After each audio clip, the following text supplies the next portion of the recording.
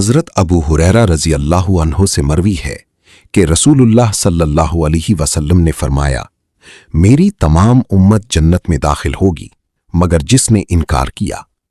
सहाबा ने कहा, कौन शख्स इनकार कर सकता है? आप सल्लल्लाहु अलैहि वसल्लम ने फरमाया, जिस शख्स ने मेरी इताअत की वो जन्नत में दाखिल हो गया और जिस शख्स ने मेरी नाफरमानी की उसने इनकार किया।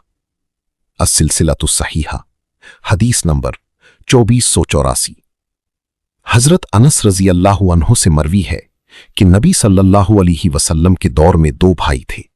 उनमें से एक नबी सल्लल्लाहु अलैहि वसल्लम के पास आता और एक रिवायत में है नबी सल्लल्लाहु अलैहि वसल्लम की हदीस सुनने के लिए आपकी मजलिस में हाजिर होता। दूसरा भाई मेहनत मजदूरी या कारोबार करता।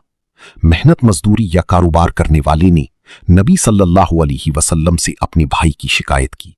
उसने कहा, ए अल्लाह के रसूल, ये मेरा भाई किसी काम में मेरी मदद नहीं करता।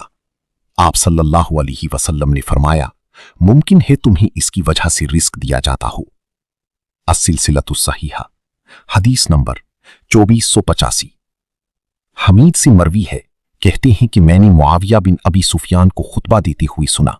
कह रही थी कि मैंने नबी सल्लल्लाहु अलैहि वसल्लम से सुना, आपने फरमाया, अल्लाह ताला जिस शख्स के साथ भलाई का इरादा करता है उसी दीन की समझ अता कर देता है।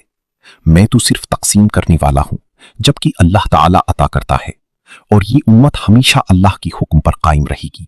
जो उनकी मुखालिफत करेगा उन्हें नुकसान नहीं पहुंचा सकेगा हत्ता कि अल्लाह का हुक्म कयामत आ जाए।